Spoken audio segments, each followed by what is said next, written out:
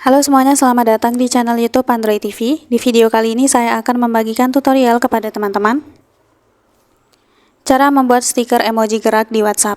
Sebelum masuk ke tutorialnya, jangan lupa untuk teman-teman subscribe dulu channel YouTube ini dan jangan lupa juga untuk nyalakan tombol loncengnya supaya kalian selalu dapat updatean terbaru dari channel YouTube Android TV. Oke, kalau gitu langsung saja kita masuk ke tutorialnya. Oke teman-teman, biasanya di WhatsApp itu untuk emoji itu hanya emoji biasa ya, seperti ini. Nah, ini tidak ada gerak-geraknya teman-teman. Nih ya, jadi memang emoji normal. Nah, bagi teman-teman yang ingin buat emoji bergerak, kita butuh aplikasi tambahan. Caranya itu kita buka saja Play Store. Di Play Store kita ketikkan Bubble Keyboard. Untuk aplikasinya seperti ini, silakan teman-teman install. Setelah itu langsung saja kita buka. Ini kita izinkan, kita klik agree. Nah, kita aktifkan Bubble Keyboardnya ya.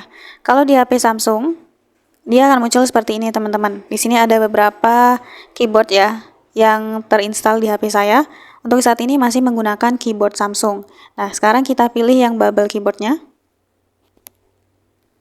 Oke, kalau udah kita klik continue. Nah, oke, ini sudah aktif teman-teman. Sekarang kita keluar, lalu kita buka WhatsApp.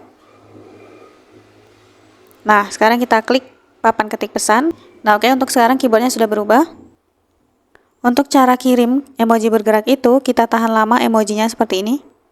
Nah, maka dia akan muncul teman-teman, emoji bergerak. Ini juga muncul ya teman-teman suaranya.